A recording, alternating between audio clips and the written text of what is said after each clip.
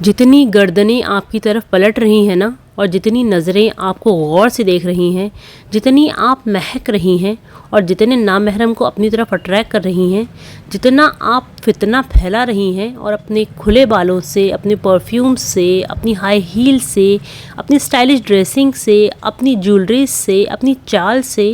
تو واللہ آپ صرف اور صرف گنہگار ہو رہی ہیں، کیونکہ آپ گناہ پھیلانے کا ذریعہ بن رہی ہیں۔ چلیے مان لیتے ہیں کہ مردوں کو آپ کو دیکھ کر اپنی نظریں نیچی کرنے کا حکم دیا گیا ہے، اور انہوں نے کرنی بھی چاہیے تھی، بٹ یہ ان کا مسئلہ ہے اور یہ ان کا معاملہ ہے، وہ اللہ کو اس کا جواب دے دیں گے کہ وہ کیا کر رہے تھے۔ بٹ آپ کیا کر رہی ہو میری بہن؟ آپ تو کھلم کھلا فتنہ بنی ہوئی ہو نا۔ آپ ایک خطرناک قسم کی بے حیا ماڈل بن کر لوگوں کے درمیان چلو گی اور ان سے یہ ایکسپیکٹ کرو گی کہ وہ سب یا تو اپنی آنکھیں بند کر لیں یا قرآن کی اس آیت پر عمل کرنا شروع کر دیں جس میں مردوں کو نظریں نیچی رکھنے کا حکم دیا گیا ہے۔ تو یہ ہر مرد کے لیے پاسبل نہیں ہے۔ اگر مان بھی لیں کہ سب مرد اپنی آنکھیں بند کر لیں یا سبھی نظریں جھکا لیں،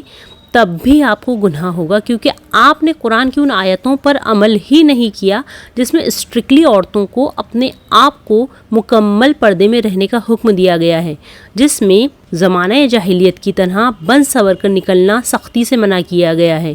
جس میں عورتوں کو نامحرم کو اپنی زینت ظاہر کرنے سے اسٹرکٹلی منع کیا گیا ہے، جس میں عورتوں کو گھروں میں ٹھہرے رہنے کا حکم دیا گیا ہے۔ اس لیے میری بہنوں، جب آپ مردوں پر نظری نیچے رکھنے کی انگلی اٹھائیں اور انہیں قرآن کی آیتیں یاد دلانے لگیں، تو پھر ریڈی رہیں نیکسٹ آیت کے لیے کہ وہ بھی آپ کو بتا سکتے ہیں جس میں آپ کو پردے کا حکم ملا ہے۔ اور آپ ایسی فتنہ بن کر نکل کیوں رہی ہیں کہ لوگ آپ کو پلٹ پلٹ کر دیکھنے پر مجبور ہو جائیں؟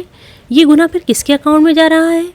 اس لیے جب بھی آپ باہر جائیں تو مکمل پردے کے ساتھ جائیں اور اس لسٹ کو اپنے دھیان میں رکھیں۔